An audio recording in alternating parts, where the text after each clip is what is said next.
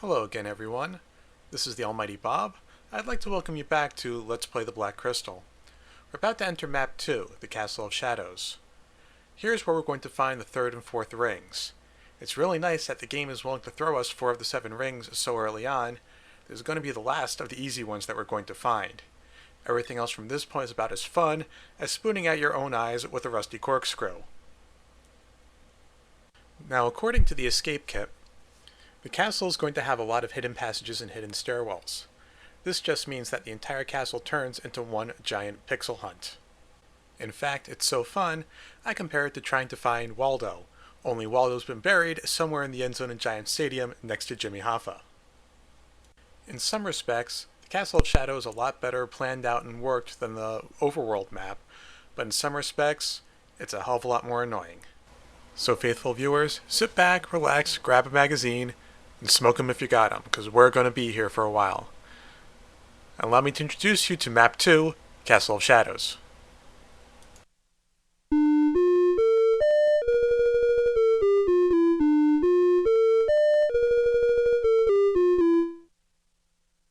You're going to be hearing that tune quite a bit throughout this level, so I strongly suggest you get used to it.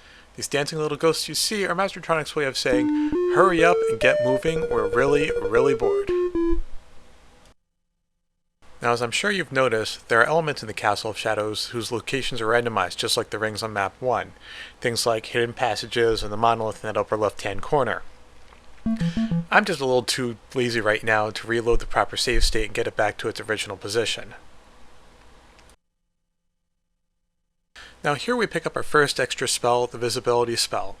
The spell is just about as useful as the Summon Horde of Ravenous Flesh-Eating Zombies spell, especially when you're the only worm meat around. Combats in the Castle of Shadows are only slightly less annoying than they are in the overworld map. While combat and death still happens with an alarming frequency, at least in the Castle of Shadows you will occasionally get some sort of visual cue that a combat's about to occur.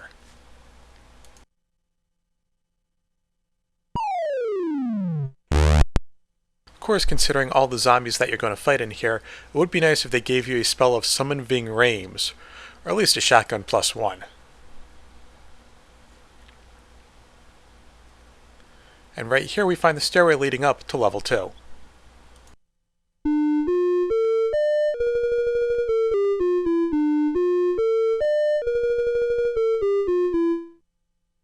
Seriously, folks, Mastertronics spends a lot of time bragging about the size of the program, the amount of computing power you need to run it, the real-time combat and everything. They must have blown their entire budget on booze and crack for the writers, and they've done absolutely nothing with the music.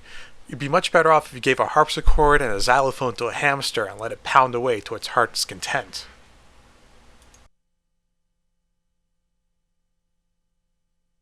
Combat tip for everybody playing along at home.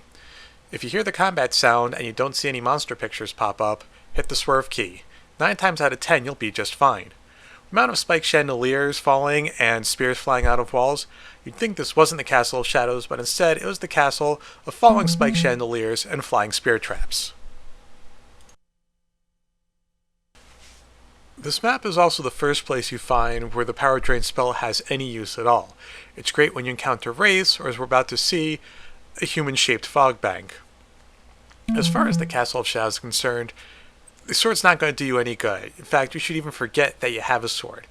Gonna do about as much good as slapping somebody in the face with a wet fish.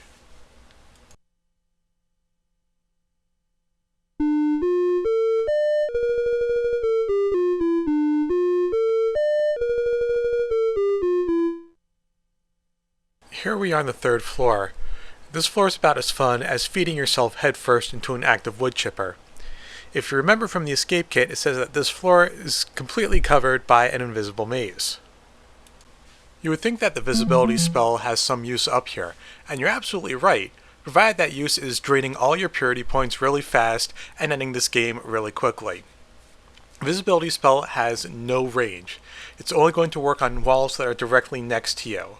So, in all actuality, you're better off just wandering through and memorizing the location of the walls and the holes in them to get through. Unless, of course, you really do want to end the game right away.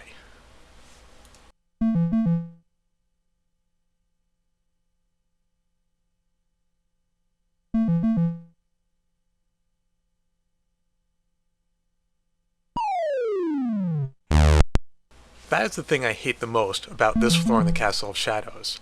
You can make your way through the whole maze, a vampire gets in one lucky shot, and then you gotta go all the way back to the beginning and try it all over again. It's 2 minutes of my life that I want the game designers to give me back.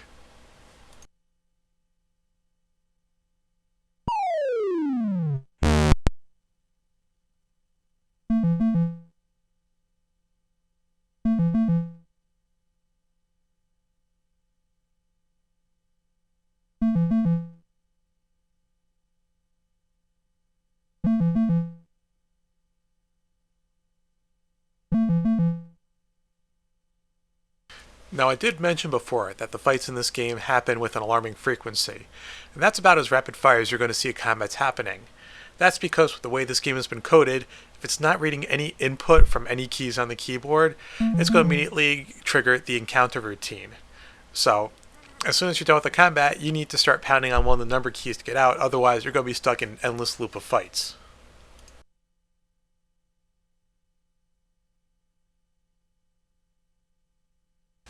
At this point, you're going to start seeing the player token stumbling around like a drunkard in a crowded bar trying to find the bathroom, only the bathrooms are located outside in the sewers. That's because I'm just pounding on the number keys trying to get around this wall without triggering another combat, because I don't want to go through this whole maze again.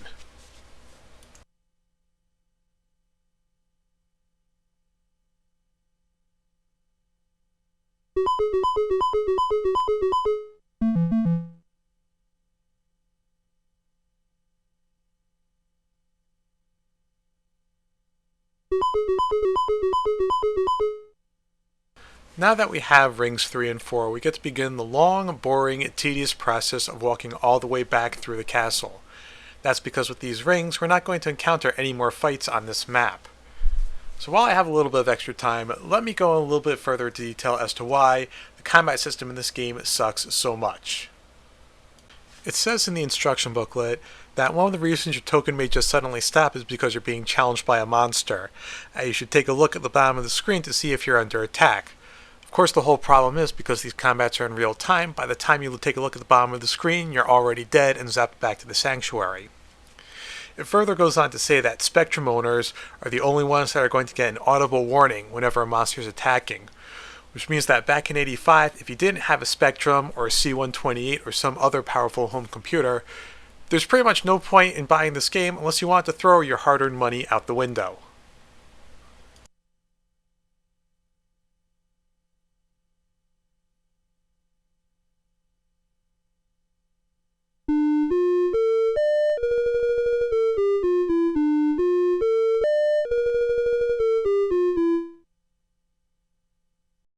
Now, if you want to listen to something really scary, I suggest taking a look at the music video for the Butterfinger Defense League.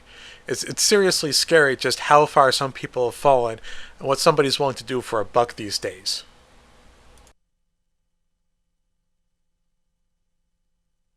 Now, it says in the escape kit that with 4 rings, we're safe from the shadows within the castle, so I can understand why we're not being attacked by zombies, skeletons, vampires, or wraiths. But you'd think that all the falling chandelier and spirit traps would still be active, which would make my job a hell of a lot easier, since then we'd be able to warp back to the beginning of every level in just 2 seconds. But I guess these rings also have a tendency to just deactivate those traps as well.